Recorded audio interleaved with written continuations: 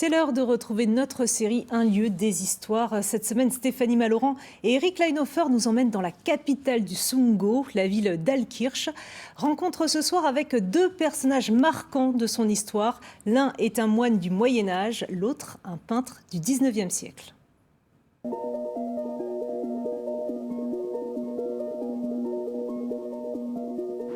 Pour ce nouveau rendez-vous d'un lieu des histoires, nous sommes dans la capitale du Sundgau. Bienvenue à Altkirch, une commune de 5800 habitants, la porte d'entrée de la campagne du Sud-Alsace. Je suis avec Fabrice Robardet, bonjour. Bonjour Stéphanie. Vous connaissez bien l'histoire de ce territoire, vous nous avez donné rendez-vous ici précisément, pourquoi? Absolument, nous sommes rue du Roggenberg, nous sommes en hauteur et depuis ce panorama, nous avons une vue magnifique sur les toits d'Altkirch. Vous voyez ces maisons hautes, pointues, typiques de la Renaissance, c'est l'époque de construction de la plupart des maisons, dont la plus belle probablement, le musée sundgauvien, avec sa tour et ses tuiles vernissées, où nous allons nous rendre tout à l'heure.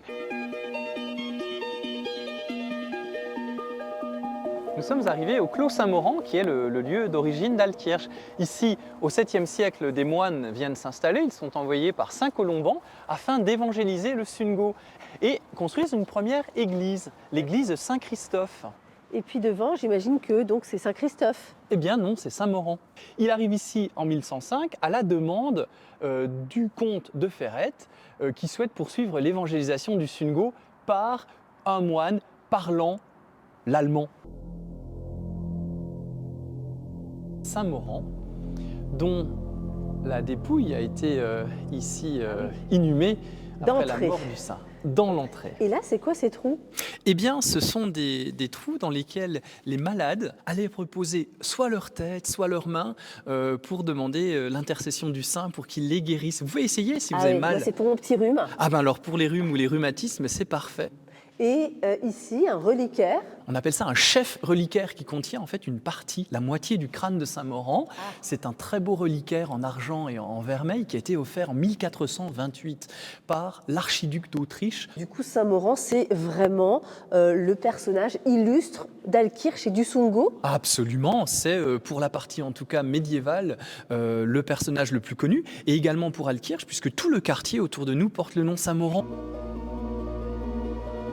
Et là, nous arrivons devant une bâtisse très importante d'Altkirch, puisque c'est le musée sundgauvien. Absolument, une maison de la Renaissance, construite vers 1560, très typique.